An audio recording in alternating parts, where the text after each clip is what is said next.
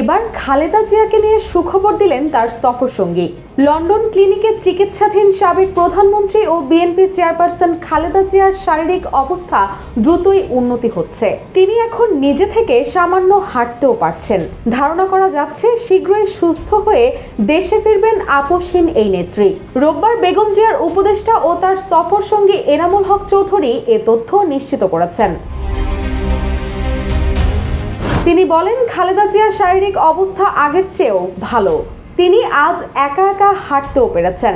এনামুল হক চৌধুরী বলেন, হাসপাতালে থেকেও খালেদা জিয়া দেশের খোঁজ খবর নিয়েছেন, জানতে চেয়েছেন বর্তমান অবস্থা কি।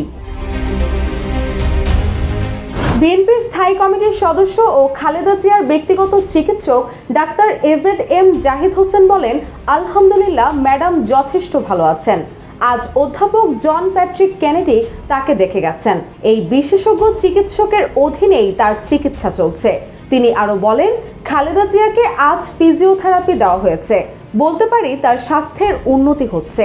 কেউ না বুঝলেও আমরা আপনার প্রয়োজন বুঝি, আর তাই তো অত্যাধুনিক ফিচার সম্বলিত বিভিন্ন সাইজ আর কালারের 250-টিরও বেশি ডিজাইন অপশন নিয়ে ওয়ালটন স্মার্ট ফ্রিজ বোঝে আপনার প্রয়োজন।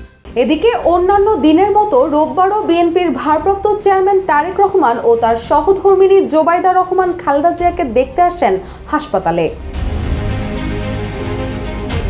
এর আগে বাংলাদেশ সময় বুধবার বিকালে লন্ডনের হিথ্রো আন্তর্জাতিক বিমানবন্দরে পৌঁছান খালেদা জিয়া। এ সময় তাকে স্বাগত জানাতে তার বড় ছেলে বিএনপির ভারপ্রাপ্ত চেয়ারম্যান তারেক রহমান ও পুত্রবধূ জোবাইদা রহমান বিমানবন্দরে উপস্থিত হন। এরপর যখন হুইল চেয়ারে করে মা খালেদা জিয়া ছেলের কাছে যান, তখন সঙ্গে সঙ্গে তাকে জড়িয়ে ধরে স্বাগত জানান তারেক রহমান। মুহূর্তেই সেখানে এক আবেগঘন পরিবেশ সৃষ্টি হয়। দীর্ঘদিন ধরে liver cirrhosis, kidney, heart, diabetics, arthritis সহ শারীরিক নানা অসুস্থতায় ভুগছেন খালেদা জিয়া।